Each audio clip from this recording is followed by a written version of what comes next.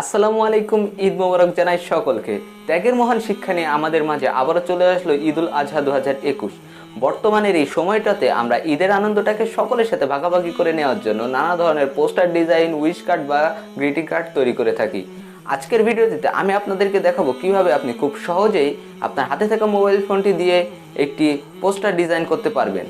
সম্পূর্ণ ভিডিওটিতে আমি রয়েছি ওয়ালিদ হাসান এবং আপনারা রয়েছেন দি মনিশন চ্যানেলের সাথে। যারা এখনও সাবস্ক্রাইব করেননি, সাবস্ক্রাইব করে আমাদের পরিবারের একজন সদস্য হয়ে যান। আর যারা অলরেডি সাবস্ক্রাইব করেছেন আপনাকে অসংখ্য ধন্যবাদ। তো চলুন দেখে আসি কিভাবে মোবাইল দিয়ে একটি পোস্টার ডিজাইন করা যায়।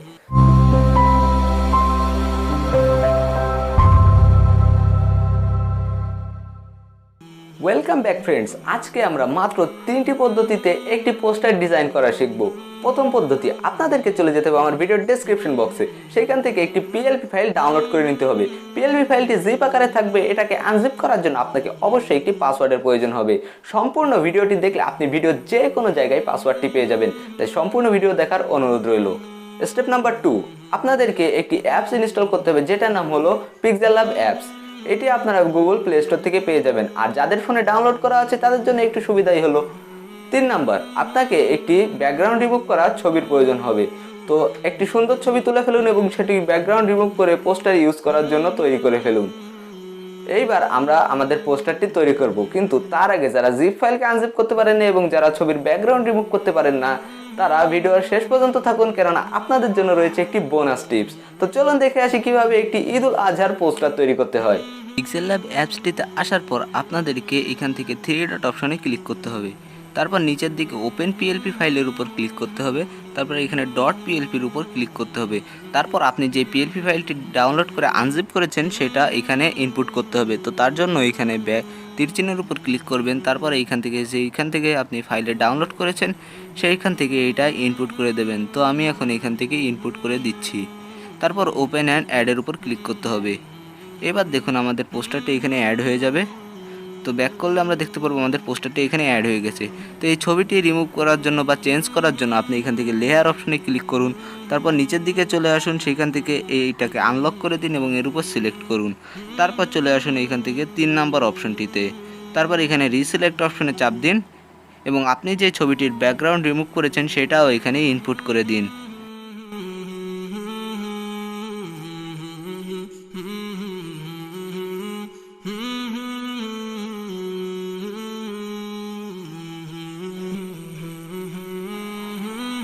তারপর এই ছবিটির ক্রপ আপনি অ্যাডজাস্ট করে এইখান থেকে টিকমার্কে ক্লিক করে দিন।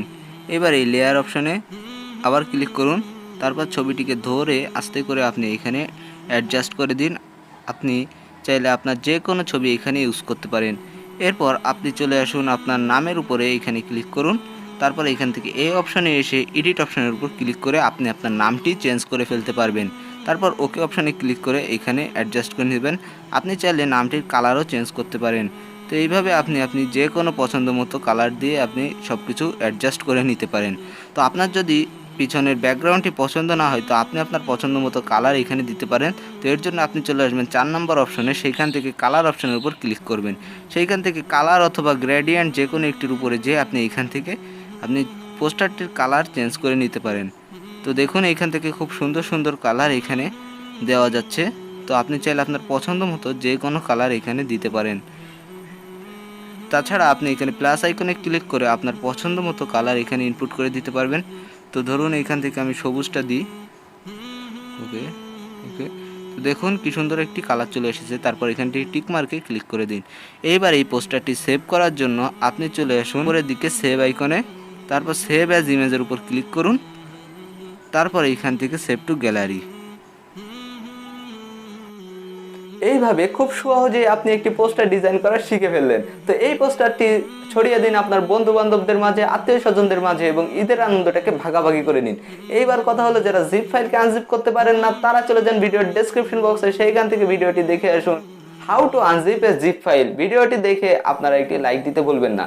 2 নম্বরে যারা ছবির ব্যাকগ্রাউন্ড রিমুভ করতে পারেন না তারাও চলে যান ভিডিওর ডেসক্রিপশন বক্সে, সেখান থেকে দেখে আসেন how to remove background just in 1 minute, অর্থাৎ 1 মিনিটের ভিতরে আপনি যে কোনো ছবির ব্যাকগ্রাউন্ড রিমুভ করতে পারবেন।